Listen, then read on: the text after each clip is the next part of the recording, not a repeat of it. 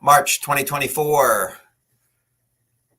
Thanks so much for joining us. Alan, thank you. The first one that commented, good evening, and everyone else. So as you come on board, folks, if you want to say hello to the group, that's fine. I know many of you like to be kind of behind the scenes and don't let anyone know that you're listening or hear what we have to say. But as you come on board, if you want to say hello, that would be very helpful. We got a great topic tonight. A lot of information to share. As always, we want your participation, and we appreciate that. As you know, I give everyone a little bit of time here as we come on board to kind of get set and get going. As we do that, I want to reward some of you that come on early. This is, and you hear me say this quite a bit, but this is one of my favorite times a year. Why is that? I know this doesn't interest everybody, but for me, it is a great time of year because of one thing. It is March Madness. I am a basketball junkie. I love this time of year, love college basketball. I tell my wife every year, right about this time of the year, that she will be a basketball widow because I will be staying up late at night watching every single game I possibly can. Now with a little bit of online betting, we all have our little FanDuel or different platforms. We can even bet on these games a little bit. So this is one of my absolute favorite weeks. And I want to do a little bit of contest here. So those of you that have joined on early, get ready. Get your Google machines out, if you will, because I don't know if some of you will know this off the top of your head, but the person that can first respond, hey, Dexter's on. Thrilled to be here after many years, Dexter and Adrian. Remember your wife, Adrian. Good to see you. UMD isn't there this year. Yes, Max, you are correct. The three teams that I root for: Maryland, #1 team; Butler, where my first son went to college; and University of Oklahoma, where my second son is currently. And all three teams didn't make it, so our family pool is going to be a bit missing this year. Without those three teams. But this is a little contest I want to run. And if you are the first to respond in the positive way, I'm going to send you out a $25 gift card to Giant grocery store. Now, I know $25 these days doesn't go quite as far as it used to. In fact, I was getting, what was I getting? I was getting bacon the other day, of all things. And I came up to the register. It was like $12.99 for bacon. I was too lazy to go back and return it, so I plopped down $12.99 and bought a pack of just regular bacon. So $25 doesn't go as far, but it will be something. So this is a question, and the first person on the comment section that answers this correctly, just send me a text or an email, and we'll send you out a $25 gift card. This is the question. Name the nickname of McNeese State, the nickname of McNeese State, and the state that college is located in. The state McNeese State is located in, and what is their nickname? The first person to show this on the screen, and it might take a minute, will receive a $25 Giant gift card. McNeese State, they play Gonzaga in the first round. They are a 30-win basketball team, very good team, coached by a former LSU coach, Will Wade, who many people think is a cheater, but he's a great coach. McNeese State. What is their nickname? Come on, Google machine. And where are they located as far as what state? I know a few of you are from this state. I actually answered an email from someone from the state earlier today. McNeese State. Nobody. I'm going to give you a few minutes. Come on, get on that Google machine. Pull out that phone. Just put in McNeese State nickname and state they're located in. The Hole in Louisiana. They're from Louisiana. Correct, Dominic, but what is their nickname? The first person with the state and the nickname. State and the nickname. I got Louisiana, but I don't have their nickname. Nope. Jose, nope. Louisiana's right. What's their nickname? First one to give me their nickname wins a $25 gift card to Giant Food. Come on. The Google machine's not that bad. Xavier, the Hole in Louisiana. That's pretty good. Come on, what's their nickname? No nickname. I keep hearing the Hole. No, that's wrong. Cowboys and Cowgirls, Jose Carrillo. You are absolutely right. Did you get also LA Stallions? No, nice guess. So Jose, Yes, Jose is our winner. Dominic, you came in a second late. A second late. You had it. So, Jose, if you wouldn't mind just texting me your address, I will send you out a $25 gift card to Giant Food. You can text it to 301. It might be up on the screen here. 301-943-5535. 301-943. There you go. 5535. Jose, take a look at that. Just text me your address where you want the gift card sent, and I will send it out. It's pretty good. I guess clearly nobody knew it off the top of their heads.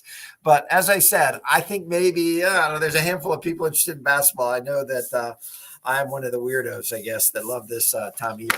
But the other part of this year that's great, right? The other part of the year is we go from March Madness, and then we go into my favorite golf tournament of the year, the Masters, in the first weekend of April, I guess. So great sports time of year. So I hope everyone enjoys the tournament. You fill out your brackets. Hopefully you'll win a little bit of money or whatever as you do that. So thanks for playing along. All right. So tonight, as we talk about a few different things, first thing I wanted to shout out, because it's all over the internet, the interweb, as they say, is what has come down as far as the settlement, the National Association of Realtors settlement off these class action suits about these commissions. A lot said and a lot going on. If you haven't heard, and if you follow real estate, I'm sure you have, but basically what's happened is they kind of have accused the National Association of Realtors and the brokers across the country of colluding, of keeping commissions artificially high by setting them at 5 and 6%.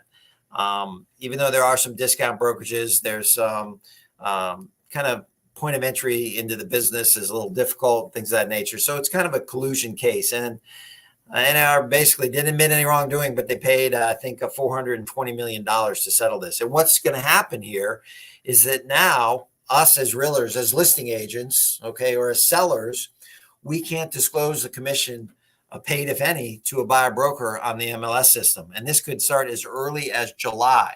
So when I list a property, before I would put out that, hey, if you bring me a buyer broker, you can make anywhere from 2.5% to 3% commission. The seller is going to be paying this out to you, in addition to the listing commission, which could be 2.5%, 3%, a little less, a little bit more. And so now, because that we can't do that, the buyer is now going to be responsible, in theory, to be paying this buyer broker. The seller is no longer responsible for paying that. Wow, that could have amazing effect on the real estate agent business. There's no doubt. There's, and again, it depends where you get your information, but roughly 2 million active real estate licenses across the country. 1.5 million of those agents are part of National Association of Realtors. 1.5 million. And they're saying from anywhere from 600,000 to a million, 600,000 to a million agents will be getting out of the business due to this settlement. So that is quite a big difference. Now, what does that mean? What does it mean to real estate agents? Most people are saying commissions are going to come down. A lot of people think literally 30% less paid in commissions going forward in next year. That's going to have a huge effect, a huge effect as a real estate agent business. And if that is your business, I'm sure you're talking with your broker and figuring out how exactly you're going to overcome this, if you will. And there are many ways. I heard one higher level agent, if you will, in Austin, Texas, saying this is a good thing. This is a good thing. Now, as agents, we can promote and market to buyers and sellers the value of our service. This is what we bring to the table. This is why you should be paying us X amount of dollars. But however that works out, it's definitely going to be a challenge. Some people think it's going to bring housing costs down. Maybe a little bit, but I think it's going to be a challenge for those first-time home buyers, especially, for example, like a VA buyer, right? A VA buyer can literally get in a house with no money down. Well, who's going to pay if they want to be represented? Who's going to be paying that buyer broker? Are they going to come out of pocket? Are banks and mortgage companies now going to be wrapping these buyer brokerage fees into the mortgages? Some people think that's going to happen. Are sellers, and I think this is probably what's going to happen, short-term, going to be paying some of these real estate commissions. I know as an investor, and as a realtor, if I list a property and I'm asking $400,000, and someone brings me a good solid buyer and they offer me $400,000 and they say, hey, listen, will you pay part of the buyer broker commission? My guess is I probably will pay a little bit. Now I might not pay 2.5%. That's where some of the savings is going to come in. I might offer 1%. I might offer 0.5%. It just depends on the deal. So there's going to be a little bit more negotiation, a little more wiggling and wrangling on who exactly is going to be paying these commissions. But if you're asking a first-time home buyer to save up 5, 10, 15% down, plus closing costs, plus pay a real estate commission, that's going to have an effect, no doubt, on the real estate market. So it'll be interesting. The other thing I think is going to happen is you're going to see an uptick, huge uptick in dual agency deals where one agent, say the listing agent, is going to be representing both buyer and seller. Now, some states outlaw this, but there'll be workarounds around that. But basically, they're going to be representing one or the other or both in a dual agency. Now, again, they can't lie. They can't withhold information. They have to disclose defects and certain things. But it's going to have quite a different effect. Any thoughts on that? Again, throw it in. Any of you realtors, are you worried about this? You can give me the thumbs up or the thumbs down as you comment throughout this presentation. If you think this is going to affect your income, let us know. Maybe you're already having conversations with your brokerage is about this and how to overcome this. How are you going to position yourself? How are you going to offer your service as a buyer broker? Maybe not as much as a listing agent, but as a buyer broker, how are you going to position yourself to value to your customers? You are, but how are you going to position that and make sure that you get paid on your hard work? So I think that'll be really interesting as we go forward. Again, as I dive into this subject, as people come on board here, and again, if you want to say hello, feel free to. We got Alan, Jose, you won the gift card there earlier. Dominic, Xavier, thanks for joining us tonight. And if you come on board and you want to say hello, certainly do that. Our topic tonight, again, is going to be what I do if I had to start all over again. Before I dive into that, okay, before I go into that subject, I want to make an offer to those of you that are on this Zoom here tonight. I want to invite you certainly to participate. So if you're interested in this, you can let me know just on the comments. You can just write in yes. Okay, just write in yes. Mainly if you're new to the business or if you're still having a little bit of a struggle of getting started. Okay, this is mainly for those type of people. It's for everybody, and I'm more than happy to send it to anybody that wants to respond. But really for those new people, I came across in my database and so forth. I've done different trainings over the years. And I came across a 10-page report that I want to give to you, kind of a white paper, if you will. Hey, Norm, good to see you. Thanks for joining us here. So on the board, and what is called is, let me grab it here. What is called is your first step to profitable real estate investing in the Washington, D.C. area. Can you see that? Right there. Okay. So it's 10 pages, and it just really kind of helps people that are just starting out to kind of get a feel for maybe some initial steps on how to get going. We're kind of talking tonight about, if I had to start over again and what we would tell people that are getting involved in the business for the first time. So if you're interested in that free report, this is how it works. Just on the comment section, just put yes, just write in yes, and then text me. And my cell phone number will come up a number of times here on the screen, either email or text, and just put, let's see, what can we put? Just put first step. Just put first step, and I have it in a PDF, and I'll send it out to you. You can print it out or take a look at it on your computer, and it's got a lot of good information in there.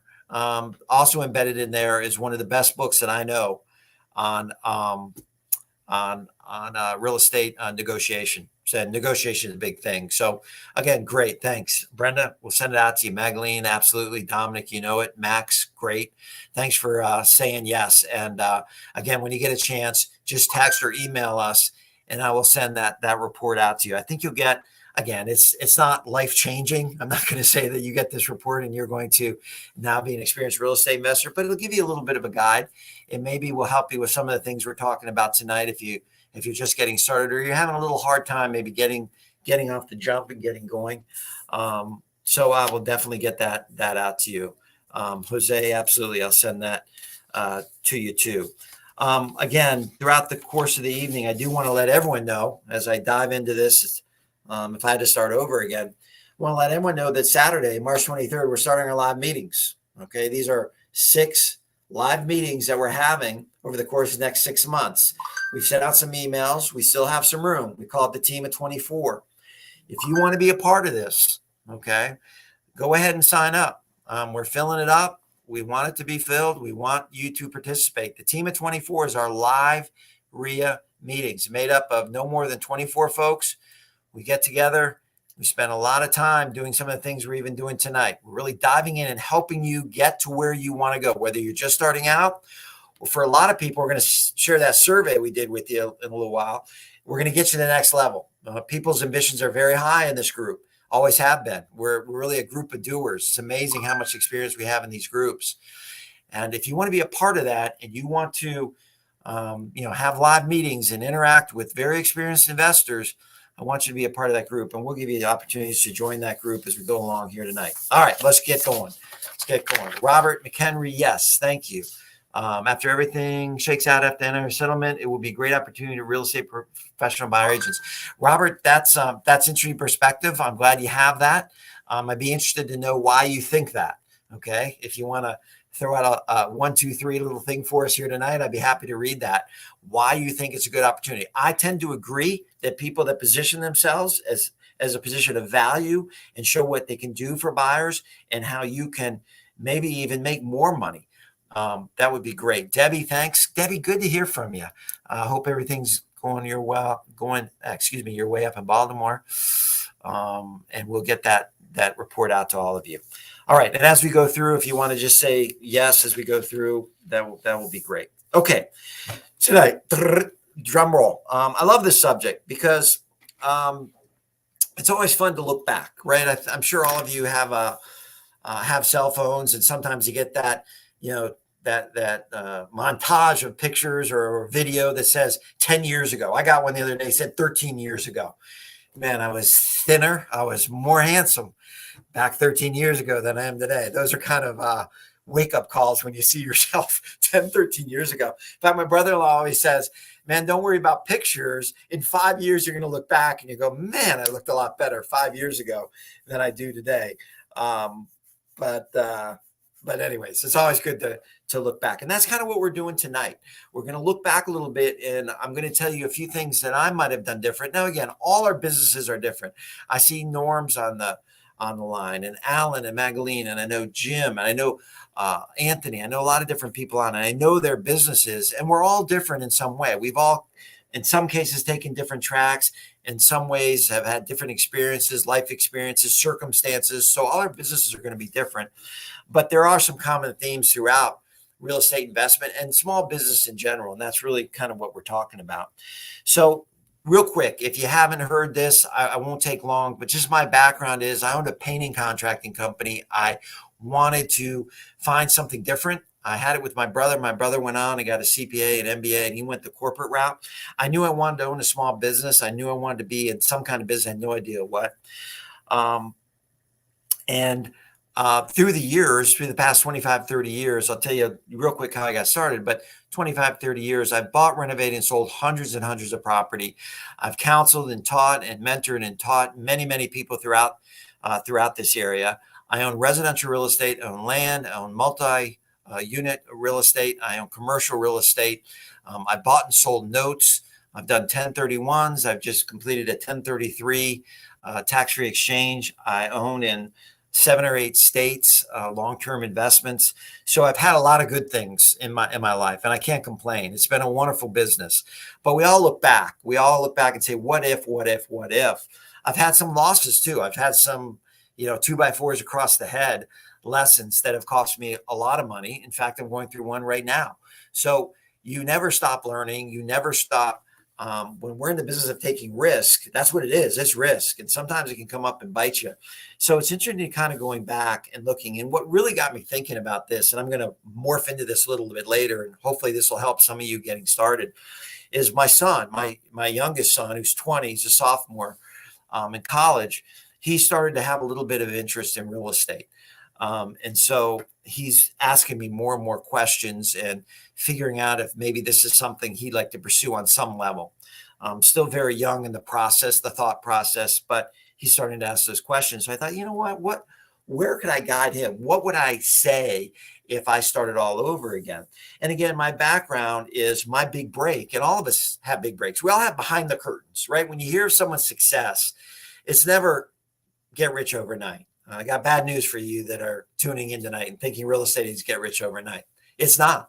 I had a conversation with Keith Emery. I don't think he minds me sharing his name, but Keith has been in the real estate investment business a long time. We were laughing because he was telling me about a commercial building he owns in Connecticut and how his journey through the pandemic and how he's renovated this and put a lot of time and effort and capital into this. And the payoff hopefully is down the road about a year or two. But we laughed. We said, well, Keith, what about get rich quick overnight? And we both kind of laughed about it because it's not, but it is. You can get rich and you can get wealthy through real estate investment, no doubt, but it does take a little bit of time. But back to where, I kind of got started. My big break behind the break was meeting someone by the name of Ernie Kessler. Ernie was a local investor. He was advertising for a speaker to go around the country and speak about real estate investment. Well, I was searching, and I answered this ad. I had no speaking experience. Still don't really, just these kind of things. And through, I just call it the grace of God, out of 300 people, I ended up being the person that Ernie decided to work with. Not as a speaker, by the way. He never hired a speaker. It was really kind of a gopher, for lack of a better word. I traveled with him, and I got to see behind the scenes of the seminar world back in the 90s, where they would travel from, city to city and do seminars and pitch seminars. But more importantly, I got to be with him. I got to travel with him. I ate dinner with him, ate breakfast with him, shared hotels rooms at times with him. I had someone to really dig into the business, and it helped me tremendously. And that was my big break, if you will. And eventually I let go of the painting business. I decided to go full time. It took me 6 months from the time I did my first deal to second deal. So all of you out there that haven't gotten a deal yet, don't worry. Sometimes it takes time. Now, as soon as I got that second deal, something happened. Something clicked. I got it. And that year, my first full year in the business, I did 12 deals. And then I was off and running and been doing real estate ever since for the past, 28, 29 years. So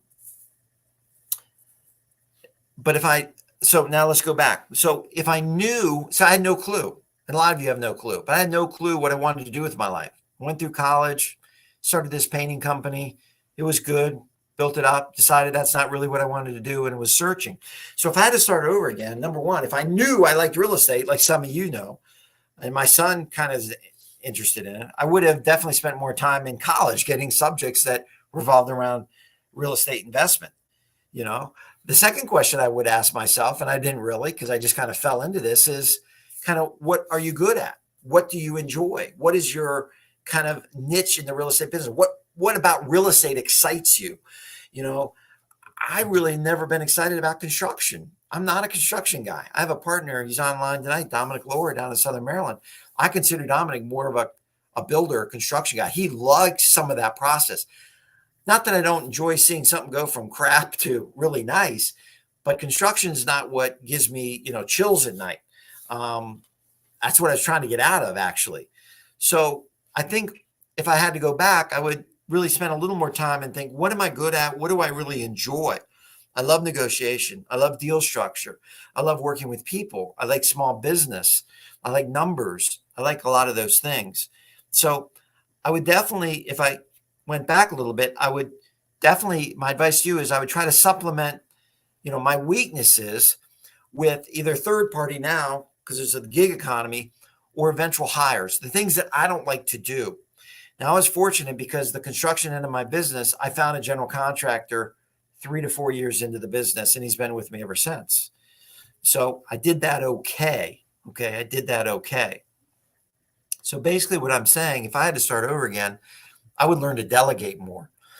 Small business is sometimes a trap where we feel like we have to do everything. We have to be good at everything. Well, Mark Cuban and the Dallas Mavericks finally came out and kind of debunked this whole NBA myth about, don't focus on your weaknesses. Focus on your strengths. Focus on what you do well, because that's what's going to get you up in the morning. That's what's going to excite you. So focus on those things. And the other things that you're not as good at, or it doesn't excite you, for me, it's some of the construction. It's certainly some of the behind the scenes office management things. I'm not very good at any of that.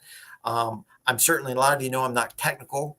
I wish I was. I wish I was really technical, but I'm not, and I don't enjoy it. I'm not the kind of guy that gets a new cell phone and says, "Wow, look at this! Look at all these features." I'm just looking at how to push the call button and how to look at text. I mean, so focus on the things that you're good at. So these areas is where I would really be focusing if I was starting over. I would focus on marketing. Okay. Marketing would be an area that I would spend a lot of time getting educated on. Quick story. When we had WREIAs at the Marriott's in Pook Hill, some of you are old enough to remember those. We had 300, 350 people at those meetings. And the model back then was these speakers would travel around the country speaking at WREIAs. And again, behind the scenes, inside baseball, if you will, when they came to town and they had a product to sell, generally the sponsor, which would have been us, would receive 50% of any sale. We would pay for some travel expenses. They would get the first X, but then you get 50% of the sales. And man, I thought I had the idea of ideas, because most of the courses were on how to wholesale, how to buy a rental property, how to get into commercial real estate, all the different subjects that we all know about, how to buy and sell a note. Donna Bauer, remember that name? I think she's still out there. But I had a great idea. I thought, you know what? The skill set that most people need in this business is sales. You need to know how to sell. Now, if you don't like to sell, if that's not your thing, you got to find a salesman, because it's selling. It's selling. And we're offering a service, and we need to learn to sell. Man, I just took a course from the Sandler Sales Institute, and I was on fire about the Sandler sales. I thought it was such a great program. I learned so much. I learned how to take away, how to negative sell, and I was just thought this is the greatest thing in the world. And I met the VP of the company over in Tyson's Corner. We had coffee. I said, listen, I can put 300, 350 people in a room.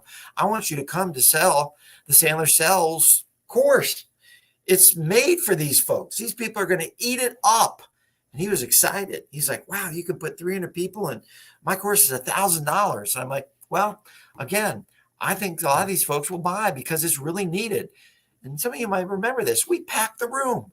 We packed it. There was 325 people in the Marriott ballroom. I was spending $6,000, $7,000 to rent that space out. And I was excited because I did the math in my head. If a good speaker sells 15% of the room, that's 45 sales. Well, 45 sales times 1,000 is $45,000. Divided by 2 is $22,000. I could walk away that night with 20 grand in my pocket. Good times. Miss those times. He goes up there, does a great presentation, falls flat in his face. He sells 3. I still remember the names. It was Bob Sharp. It was Anthony Bahari and another gentleman that bought it. 3 people. Totally failed. And I remember walking away and go, man, people just don't understand how important marketing is and how important sales is to what we do. And if you're not good at it, you need to figure out either how to get better at it, or you need to find someone to help you with that aspect of the business, because it's important. The ability to connect, the ability to sell, the ability to close, the ability to market and present your product and service out to the world is very important, more than ever. Now, the platforms have changed, but the ideas are still the same. And so I would spend a lot of time on marketing, more than I did. And I spent quite a bit of money and quite a bit of time on that. If I had to start over again, I would create a better system early on, the first 7, 8 years of my business, to capture my network and stay in touch. I finally figured that out. It's called profitable property. I finally figured out a way. You know what? Everyone I meet in the real estate investment business, I better put in a database. And once I put them in that database, I better have some form to stay in touch with those people. Huge. And again, as I go through these folks, as I go through any of these, throw out something that you've learned. Maybe I know your businesses are established. I know we don't have all new people. Or if you're new, if you want to throw a comment in on what you're struggling with, I can address it. Okay. And don't forget my free report. Put yes if you want that free report. I didn't do a good job of that. I think of all those people, especially early when I was networking hard, all those great real estate agents, attorneys, all these different people I met that I totally lost touch with. Okay. I would do that better if I started over again. This is a big one. If I started over again, I would spend more time thinking. I would spend more time and thinking about opportunity and seeing where markets were going. I was in the trenches. I was, one arm, paper hanger. I was doing everything.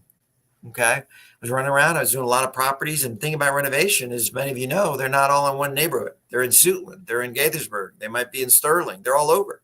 So you're running hard. And I was running real hard. Um, you know, Back then, I think in 96 or 97, I did 68 renovations. It's a fair amount of renovations as a one-man show. Now, again, the renovations weren't to the extent they are today, but still a lot of houses to run through. And I was running hard. But if I started over again, I think I would step back a little bit and think more. I missed out on some opportunities, a couple big time that I was a part of, but I didn't capture. One of recent century, if you will, is YouTube, social media.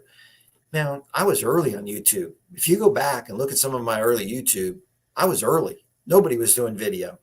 Testament to Justin. And we got some business off that. But man, if I really thought back and sat back and really kind of networked and thought, man, where's this going to go?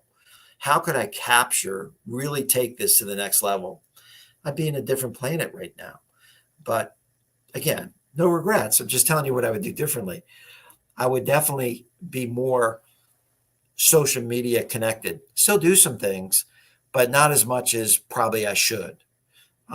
So I would do that a little bit differently. And I say these things, and full disclosure is, I'm in the seventh inning of my career. A lot of you are in the first or second. I might even be in the 7.5 inning. I might be past, the stand up and stretch, take me out to the ball game song. So I'm looking back on some of the things that maybe I could have done a little bit better.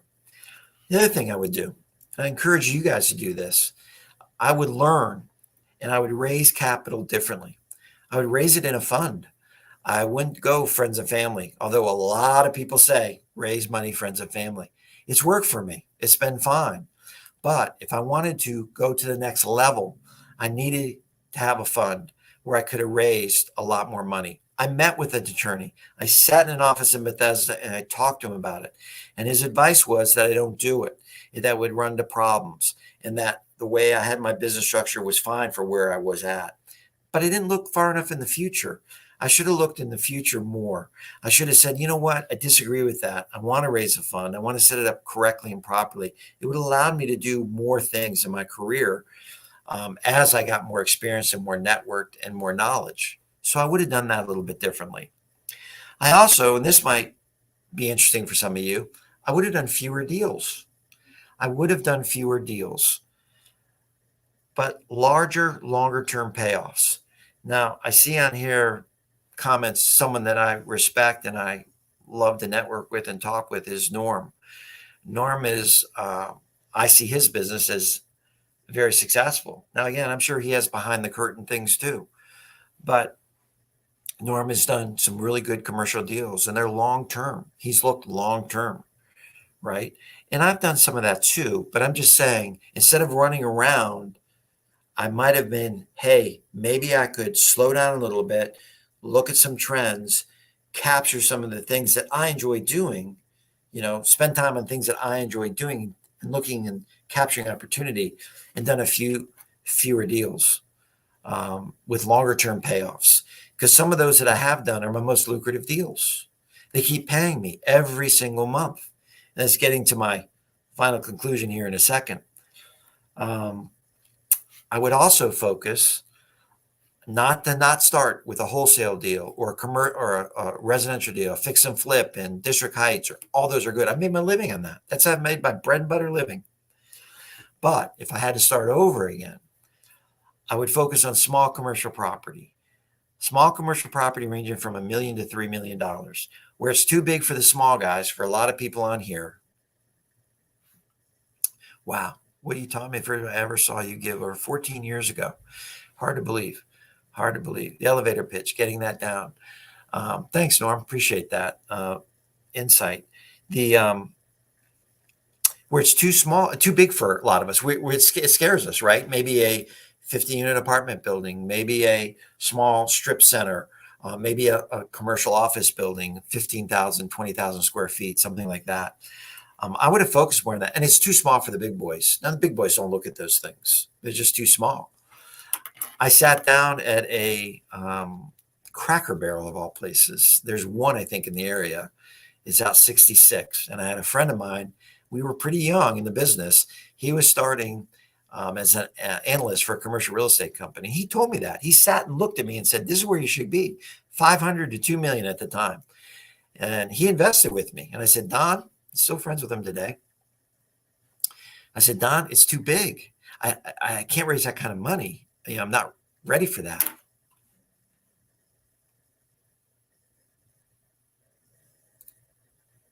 Oh, okay, I'm back. Something happened there.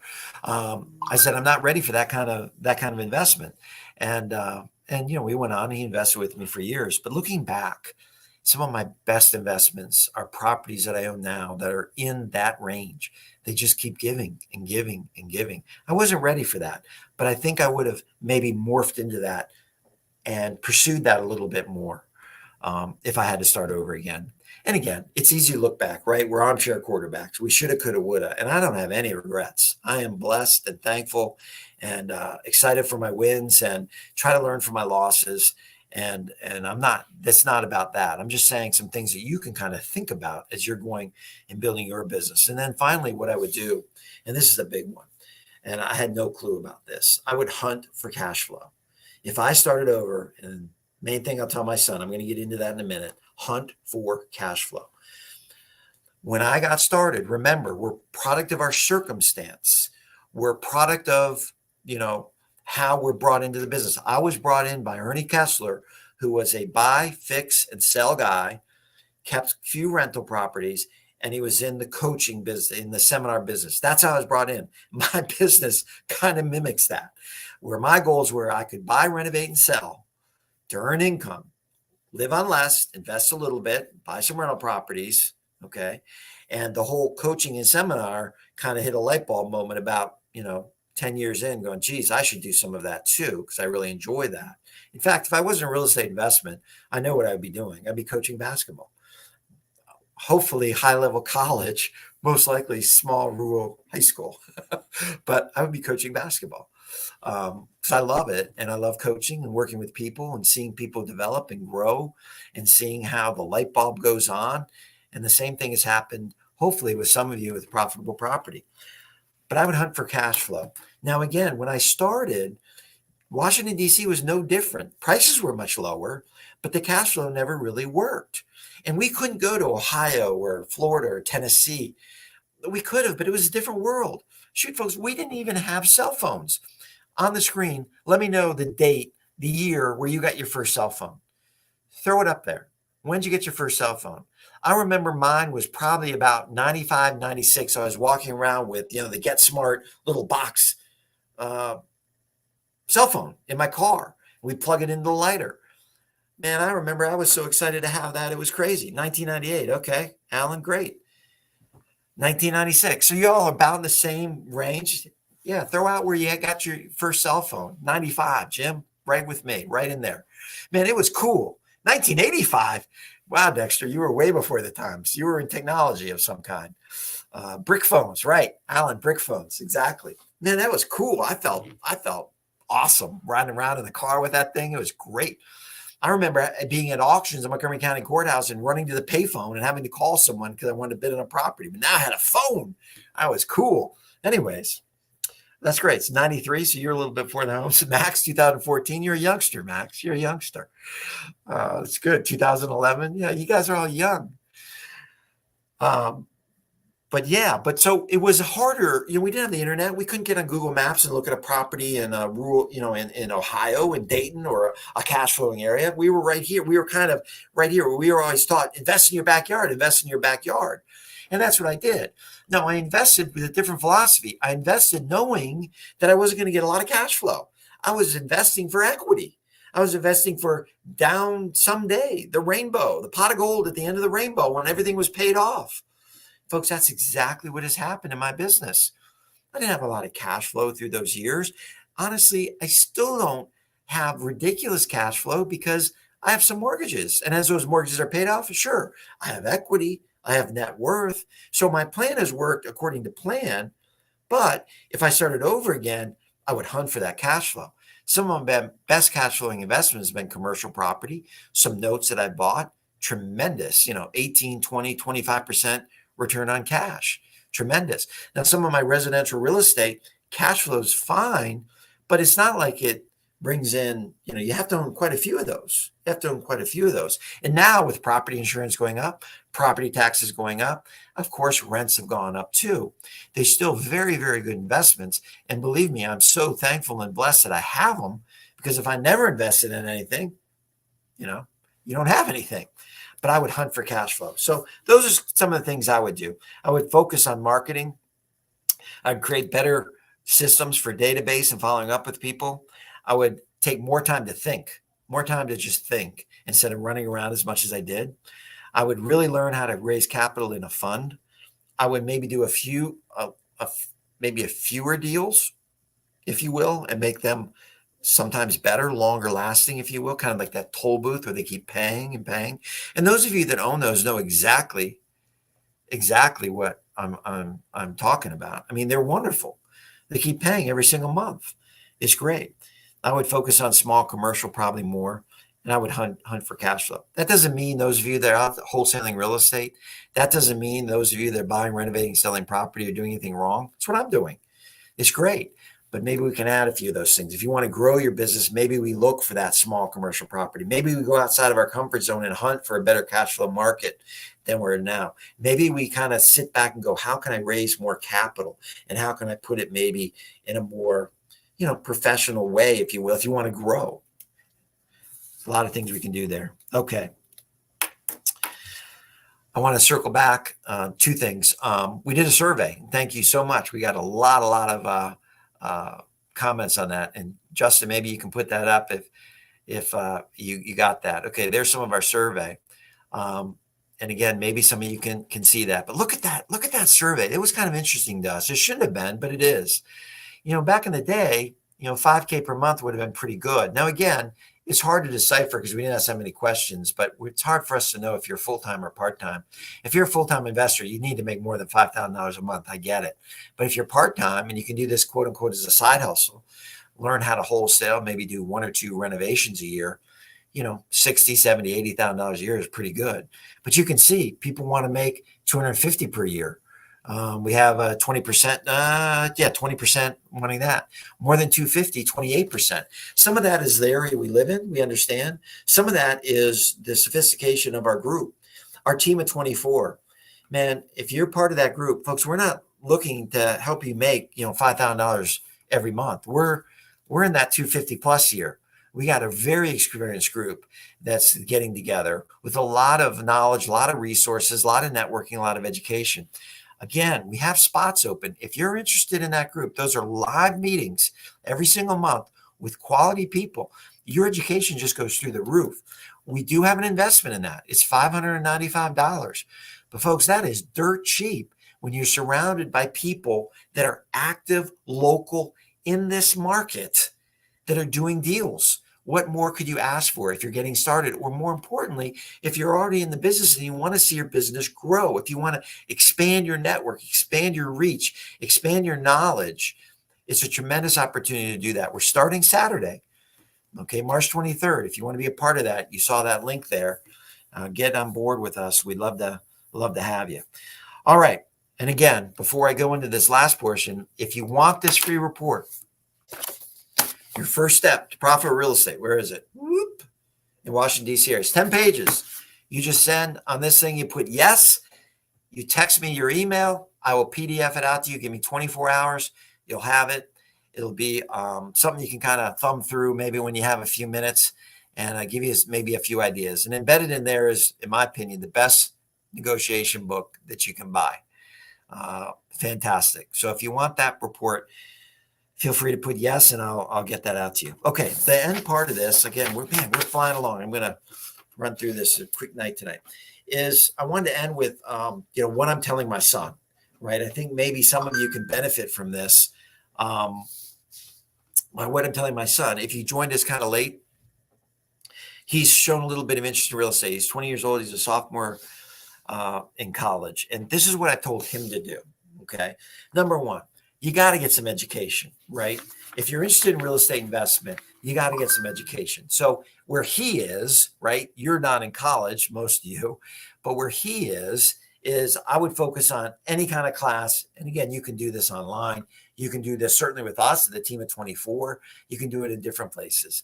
But classes on finance, right? Focus on raising capital. Anything you can get your hands on about raising capital, take it, view it, digest it. Classes on marketing. So this kind of review of some of the things I've talked about if I started over again. Anything on marketing. I told them sign up for all your classes on marketing. Social media and social media branding. Learn how to be, it's such a huge world, right? With artificial intelligence and everything that's going on online, man, digest that. Understand how all those algorithms work on TikTok and Facebook and Instagram, all that, all those things. LinkedIn. We've gotten deals from LinkedIn. Actually, I got three. I got a referral last year from some networking we do on LinkedIn. So all of that, I told him, really focus on, and that's easy for him. He is on YouTube constantly looking at that. Learn how to database and network. Don't just think that, your buddy Chase down the hall who drinks 19 beers on a Friday night is always going to drink 19 beers on a Friday night. Hopefully he doesn't. My friend Don, who I met at that Cracker Barrel, rose up to be the chief executive officer of a very large commercial REIT.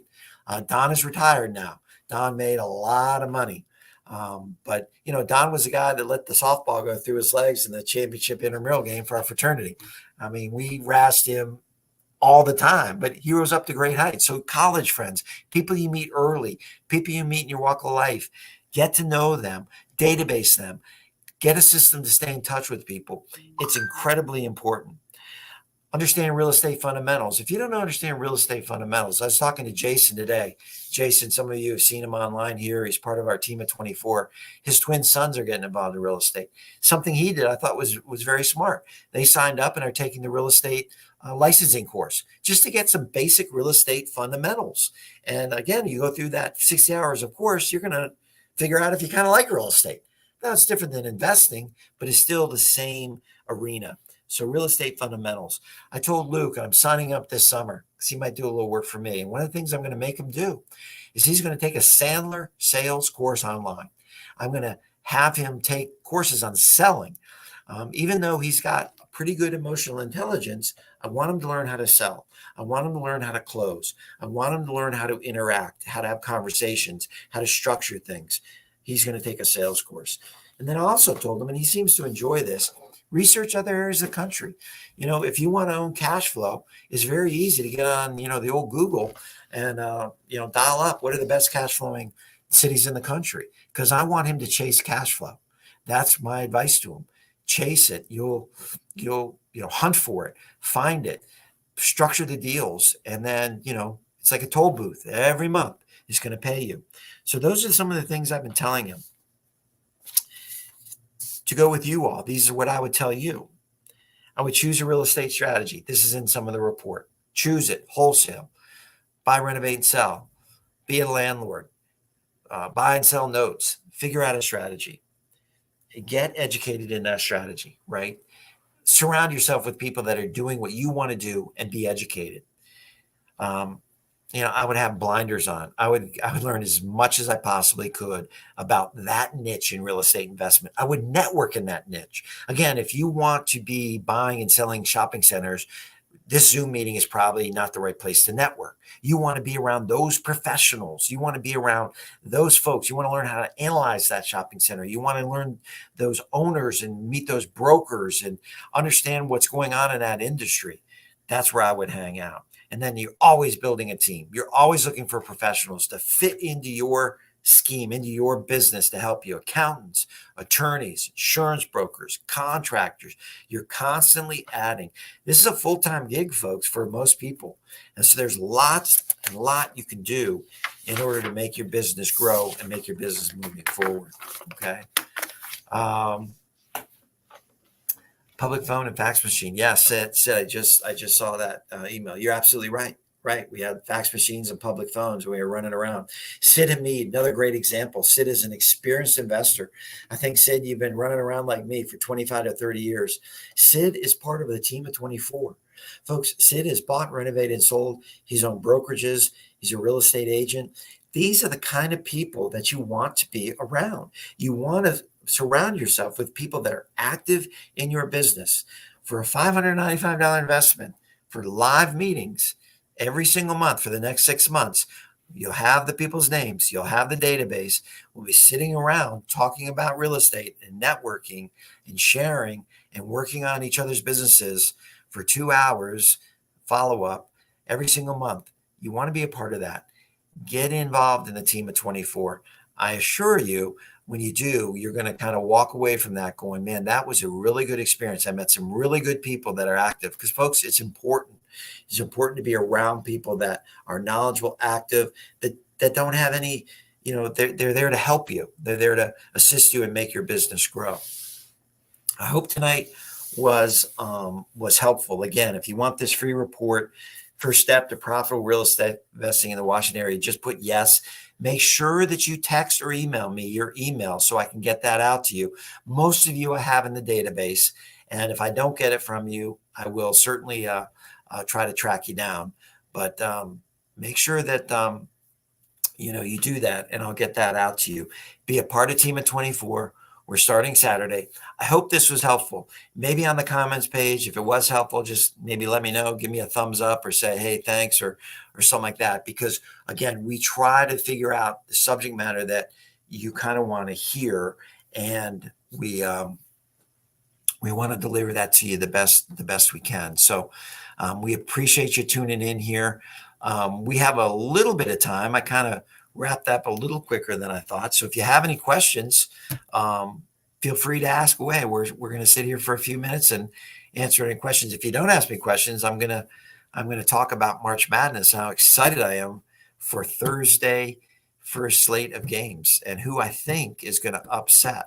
So ask away. Any questions about anything? Debbie, thank you. Appreciate that. Xavier, thank you.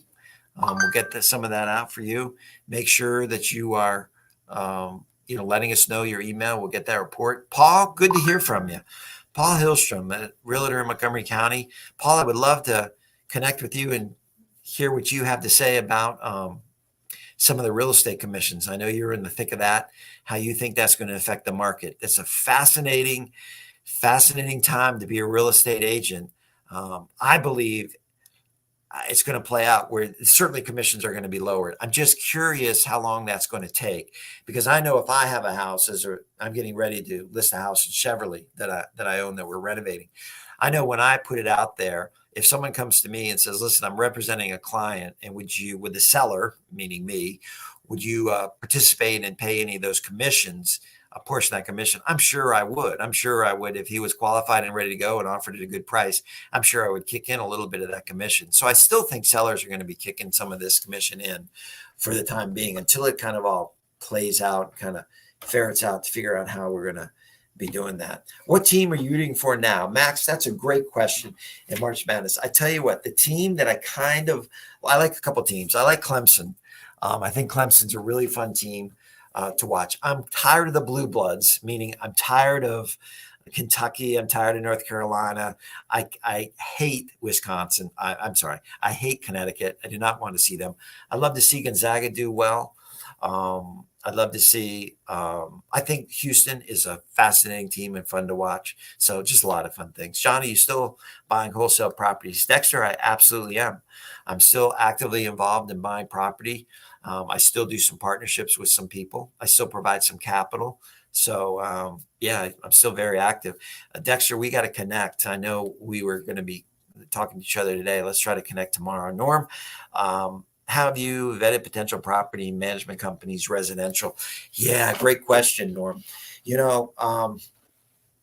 Gosh, if you can, just getting current clients and talking to those clients and kind of, they all tout the same things, right? We always hear about the same things that they're going to do. Oh, they're going to find the best qualified candidates and so forth and so on. Another area of that I've had a little bit of luck with, certainly some out of town things that I own, is local real estate agents that don't have a lot of properties under management. They only manage a handful of properties. They seem to do a pretty good job for me. So it's not, quote unquote, a, company that has, 100, 200 properties under management. There's some good and bad of that. Obviously, the bigger companies have systems. So that's helpful. But you just want someone to pay attention to your property. And the main thing, Norm, as you know, residential side is really, it's the upfront work. Number one is keeping your property in good condition. And maybe more importantly, it's finding that great tenant, that has the ability to pay, credit doesn't lie a lot. So has good credit, has income, and can substitute that income if something happened in the economy. So if they're in the tech business, can they replace that income in a relative time if they got laid off? Or if they're an entrepreneur, how long have they been in business? Do they have some tax returns? So asking some tough questions up front to really try to get that really good candidate. Now, Jose here says that he is a property manager. I have a different market, FYI only. I have those tenants, FYI only. Yeah. So Jose just said all he has is good tenants.